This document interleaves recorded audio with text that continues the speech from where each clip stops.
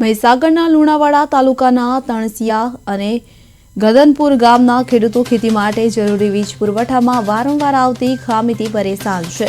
ખેડૂતોનું કહેવું છે કે અનેક વખત એમજીવીસીએલમાં રજૂઆત કરવા છતાં પણ નક્કર સમારકામ ન થતા ઉભો પાક સુકાઈ રહ્યો છે।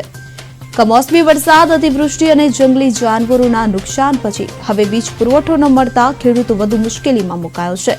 વીજ થાંભલા ઉપર જાડી ઝાંખરા પડેલા હોવાથી સપ્લાય બંધ રહે છે અને સમારકામ માત્ર હાઈવે વિસ્તારમાં થાય છે, જ્યારે અંદરના ગામોમાં કાર્યવાહી ન થવાના ખેડૂતો આક્ષેપ કરી રહ્યા છે।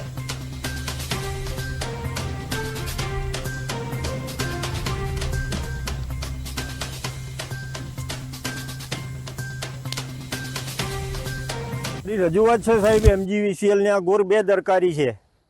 મેં કેટલી વાર રજૂઆત કરી છે કે જગતનો તાત એક તો કુદરતના મારથી કંટાળી ગયો છે। હાથમાં આવેલું અમારા અનાજ અમારા હાથમાં આવેલું ગયું છે। બીજી વાર કે જંગલી પ્રાણીઓ જે ભૂંડ નીલગાયો આ બધું અમારું એ રંજાડ કરે છે। એને ઉપરથી આ એમજીવીસીએલ વાળા માણસો જે કુદરતી માણસો છે કે જે અમને ખેડૂતોને હેલ્પ કરી શકે, પગાર લઈને કામ કરે છે, છતાં એ અમારું વાતને સાંભળતા નથી અને અમારું પારાવાર નુકસાન થઈ રહ્યું છે। મારો પાક અત્યારે સુકાઈ રહ્યો છે। રજૂઆત છે સાહેબ, એમજીવીસીએલ ની આ ગોર બેદરકારી છે।